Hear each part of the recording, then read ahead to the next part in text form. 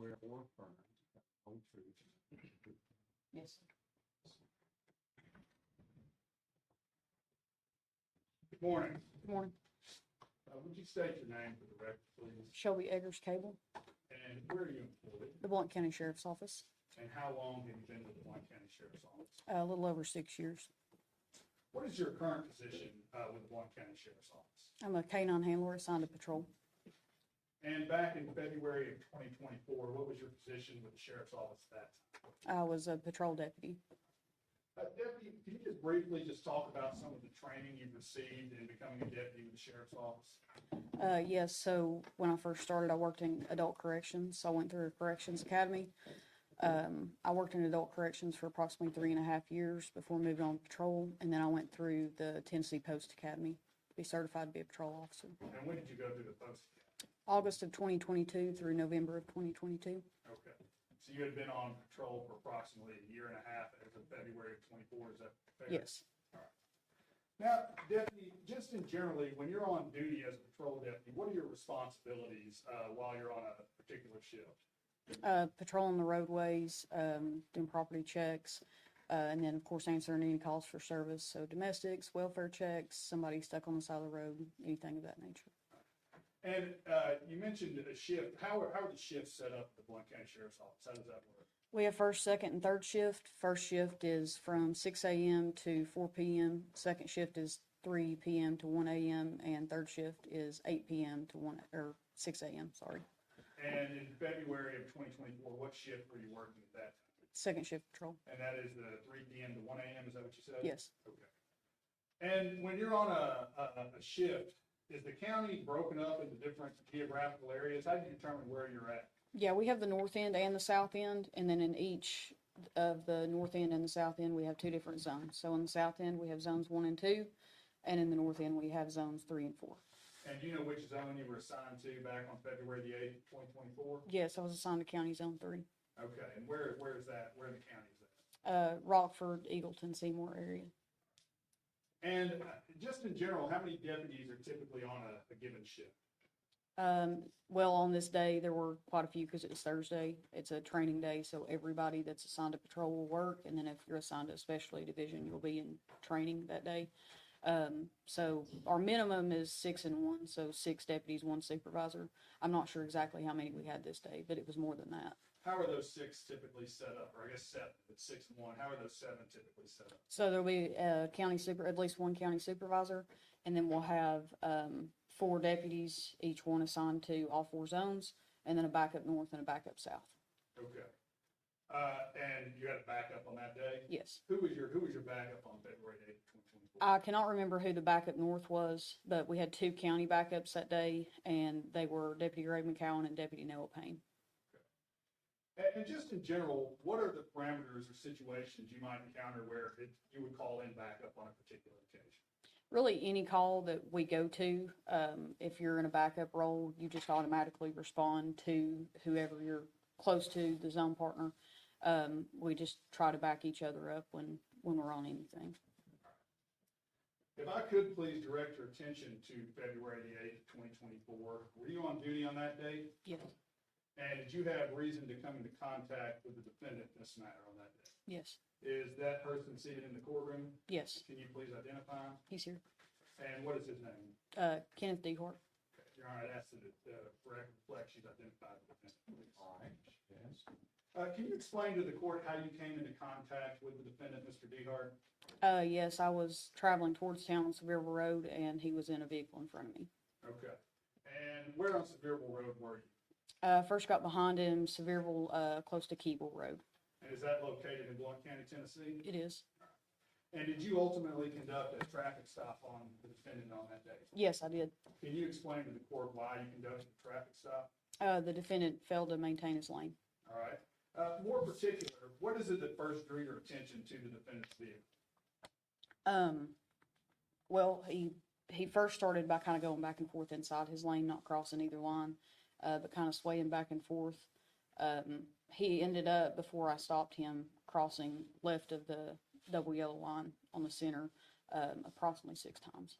Approximately 6 times? Yes. Okay. Now, your cruiser, was it equipped with a dash cam, what would we refer to as dash cam that day? Yes, And did it capture the activity that you're referencing here? yes.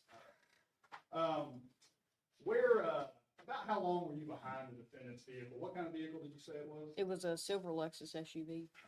About how long were you behind the vehicle before you activated your blue lights? Maybe 2 minutes. Okay.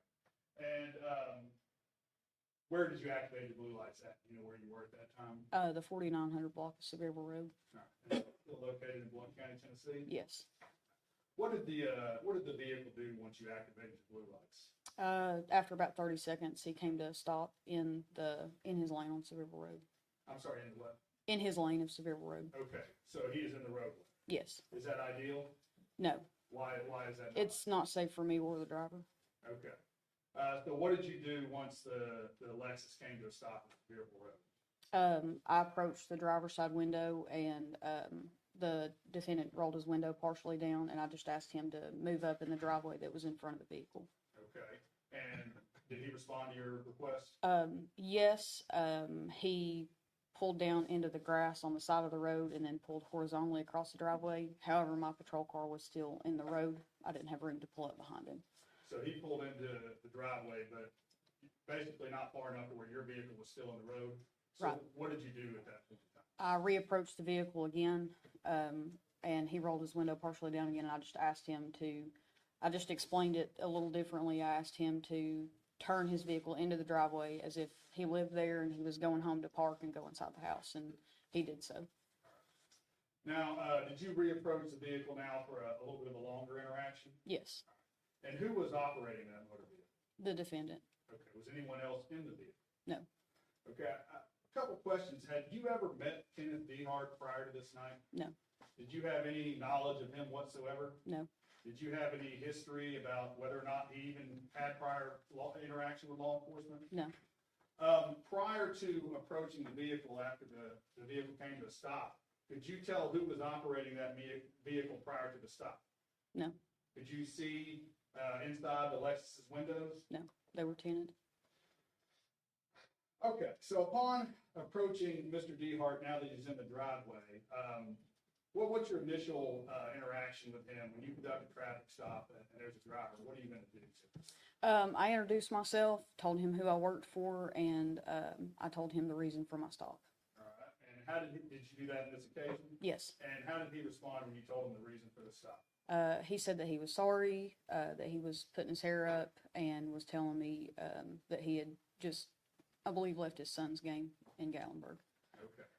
Now, when you conduct a traffic stop, are you typically going to request any sort of documentation from the driver of the vehicle? Yes, driver's license, registration, and insurance. And did you do that in this particular case? I did. Was the defendant able to provide you with a valid, or with a driver's license? Yes. Okay. Did he do so quickly, or was there anything different about his providing that license? He seemed to be a little bit distracted when I asked for him to provide me with those documents. It took him a few minutes to retrieve his wallet and get his driver's license out. He would stop doing that, pick up his phone, show me something on his phone, tell me about something that was going on in his life, things of that nature. But he did ultimately give you a driver's license? Yes. And what about a registration? Yes. And how about proof of insurance? He could not find the proof of insurance at the time. Okay. So based on that, what did you tell him was going to occur at that point? I asked him to continue to look for the proof of insurance, and I was going to go check and make sure that all of his documents were valid. All right. Now, while you're at this initial approach, prior to returning to your cruiser, do you detect anything that raises concern? I noticed the odor of marijuana. All right. And I guess, is there any particular way you would describe the odor of marijuana? I would say sort of smells like a skunk, but maybe less chemical. Is that something you've encountered previously in your Yes. employment? Yes. And that occurred prior to returning to your cruiser? Yes. All right. So you return to your cruiser now. Let me ask you this again, prior to returning to your cruiser. I know you briefly described sort of what you observed with the defendant. Just in general, how would you describe the defendant's demeanor during this initial interaction?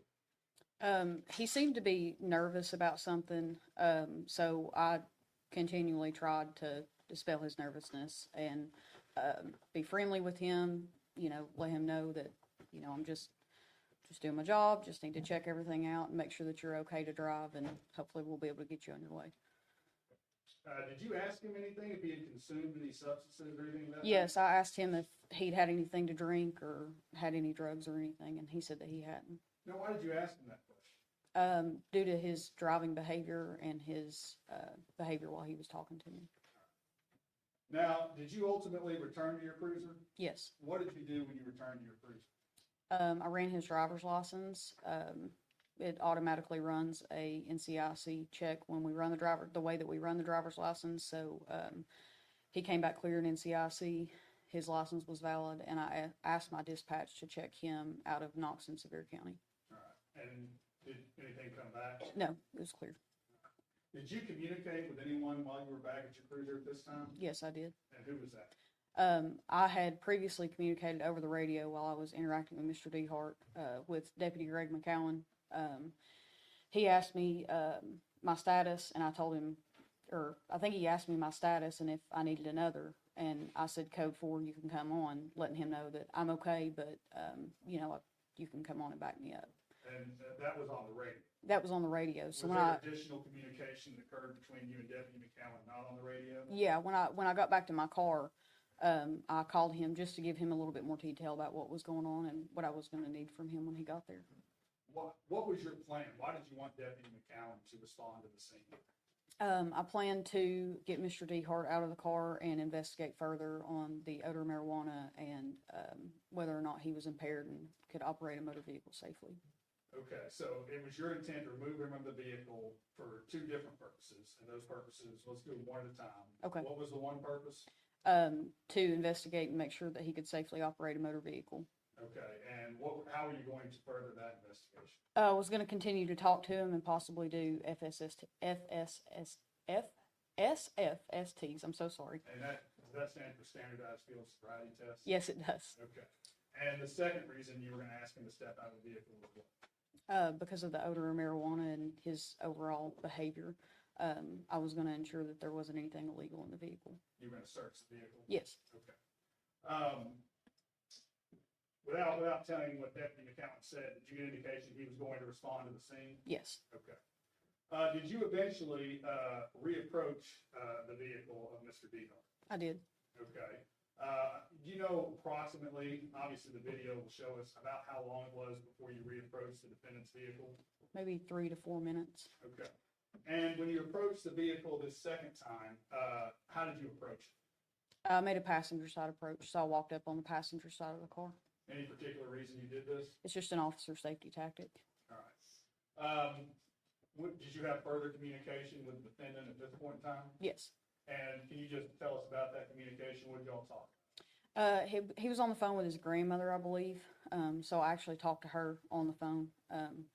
And he was still trying to find valid proof of insurance. He handed me, I think, 7 to 8 insurance cards, which none of them were in date, but I looked through them. And then I told him, obviously I see that you've had valid insurance on the car. That's not my biggest concern. My biggest concern is that, your vehicle smells like marijuana. I need to get you out and I need to check the vehicle and so on and so forth. Now, did he ever provide you with to your knowledge, a valid insurance card? No. Okay. How did the defendant react when you told him that you were going to ask him to step out of the vehicle? He told me that he did not have anything in the car, that he did not smoke marijuana, didn't know anybody that smoked marijuana, and there would be no marijuana in the car. And then he eventually told me that he was going to refuse to search. Did you have any conversation with him about, whether or not, in your mind, he could refuse a search? Yes, I just explained to him that, based off my training, that the odor of marijuana and everything that was going on, I had to get him to step out of the car so we could search the vehicle. All right. And how did he respond when you reiterated this? He continued to refuse. How long do you think this portion of the conversation went on between you and the defendant regarding you asking him to step out of the vehicle? Maybe 5 to 7 minutes. Okay. Eventually did... Excuse me. This is 5 to 7 minutes after the 3 to 4 that you're in the patrol car, and you come back the second time, you're there for 5 to 7 minutes. Yes, sir. Trying to get him to exit the vehicle. Yes, sir. One other question, I just don't know this. So when you got back on your radio, and you said you called to see, I assume you were checking what's any outstanding warrants? Yes, I'm sorry. I assume, though, your computer's not able to pull up some driver's past criminal history? Correct. It'll only, It doesn't do that. right, it'll only pull up, like their NCIC history, their driving history. If they have any warrants that are entered into NCIC, but they're not always entered in, especially with other agencies. And it pulls up their past criminal history in Blount County, but not in other counties. Okay. I thought some of the exhibits were out of Blount County, this past criminal history. It didn't pull those up? It pulled, yes, it pulled up his local history. I'm sorry. I may Oh, have it did? yes, I may have misunderstood the question. Go ahead, Jim. So you were able to see, that he didn't have active warrants, but he had prior criminal history Yes. from Blount County, is that accurate? Yes. Okay. While you're having this conversation, with the defendant, regarding him exiting the vehicle, eventually does Deputy McCowan arrive on scene? Yes. And where does he pull when he gets there? He's coming from town on Seville Road, so he comes like to the driver's side, to the left side of my vehicle or the driver's side of Mr. DeHart's vehicle, and approaches the driver's side of Mr. DeHart's vehicle. And what conversation do you engage in with the defendant at that point, once Deputy McCowan arrives? I tell him that I can't, essentially I can't continue to negotiate with him, that he's going to either have to step out of the car or he's going to be forcibly removed from the car. Do you know approximately, prior to things kind of getting physical, how many times you all asked Mr. DeHart to step out of the vehicle or told him to step out of the vehicle? Probably more than 20. Ultimately, eventually was the decision made to remove Mr. DeHart? Yes. Okay, can you describe for the court how that went down, how that occurred? I told him again, you're going to have to get out of the car. I'm going to have to forcibly remove you and you'll be placed under arrest. And he continued to refuse. So I opened the door, leaned into the car, tried to unbuckle him and get him out. And at that point, he actively resisted against me. Okay, and what did he do to actively resist? We kind of, I guess a tussle would be the best way to describe it. I was reaching across and trying to get his seatbelt, and he was hitting my arms, hitting my neck, stuff like that. And I was trying to push him back to get the seatbelt unbuckled. Ultimately, he was overpowering me, so I decided to take a step back and take a different approach. All right, so fair to say you were unsuccessful in physically removing him from the vehicle? Yes. All right. After your unsuccessful attempt to remove him, what occurred next? I backed off. Deputy McCowan had drawn his taser, and he continued to give we both continued to give Mr. DeHart commands. I warned him, and Deputy McCowan warned him that he would be tased if he didn't get out of the vehicle, and he was subsequently tased. Was he given the opportunity to get out of the vehicle prior to being tased? Yes. All right. Describe to the court the first attempt at a taser deployment. So at the time we carried the Taser 7, and it has 2 sets of probes that are fired. The first set of probes that were fired, Mr. DeHart was able to pull one of the probes out, so there wasn't a successful connection. So Deputy McCowan fired his second set of probes, and that set of probes initiated correctly, and he was able to use the Taser. Once there was a successful contact with the taser, what did you do to attempt to extricate the defendant from the vehicle? So the first successful contact with the Taser, I moved around to the driver's door.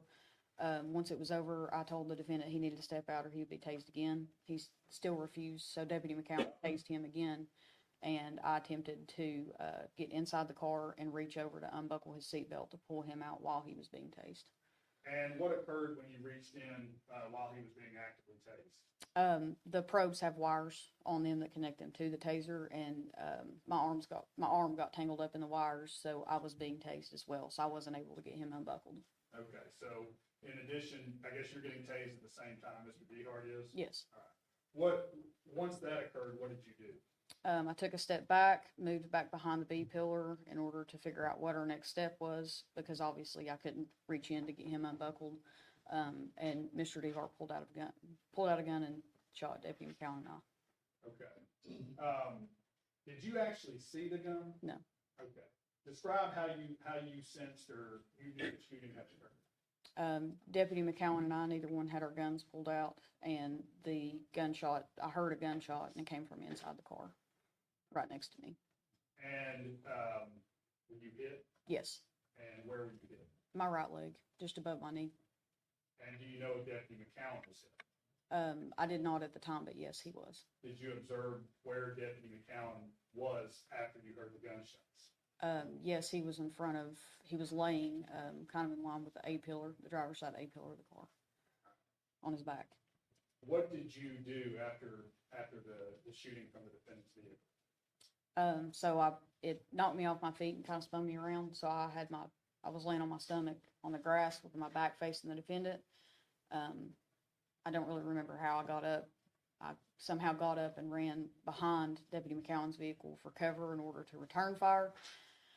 When I got behind the Deputy McCowan's vehicle and pulled my gun out, the silver Lexus was still stationary. I didn't know what was going on, but I couldn't fire at the Lexus because there was a house directly in front of it and there were lights on. I assumed that somebody was home. I didn't want to fire in that direction and someone else get hurt. So all this happened in kind of split seconds. Mr. DeHart turned the car around. He drove around a tree and drove up through the yard. And as he drove up the yard back towards Sevierville Road, I pulled my gun out and I fired 3 rounds in his direction. You know if you struck the vehicle? I believe I struck the vehicle in the windshield and maybe the driver's side mirror. Where did the vehicle go as it passed you? It drove back up onto Sevierville Road and took a right and continued on Sevierville Road back towards town. Okay. After the vehicle left the scene, what did you do? Well, I had to fix whatever was wrong with me and try to apply aid to Deputy McCowan. So I applied a tourniquet to my leg. I didn't know where exactly in my leg I was hit. I just felt pain kind of in my whole leg. So I applied a tourniquet just to make sure that I didn't have a femoral artery hit. And I had a bystander actually help me with that. And another bystander went to check on Deputy McCowan. I attempted to get to Deputy McCowan to administer aid, and I couldn't walk. Did you relay what had occurred over the radio? Yes. And ultimately, did other law enforcement respond? Yes. And where did you go once other law enforcement responded? The deputy helped me into the back of his car and took me to UT Medical Center. Okay. Now, we've talked about your dash cam on your cruiser. Was there another device you were equipped with that would audio, video record the events of that evening? My body-worn camera. Okay. So you were wearing a body cam. Mm-hmm.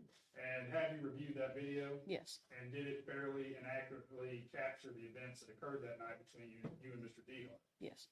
Likewise, do you know if Deputy McCowan was equipped with a body cam video? Yes. And have you reviewed that video? Yes. And does it likewise accurately capture the events that you observed and witnessed that night? Yes. And do you know if Deputy McCowan's cruiser was likewise equipped with a dash cam? Yes. And have you reviewed the footage from that cam?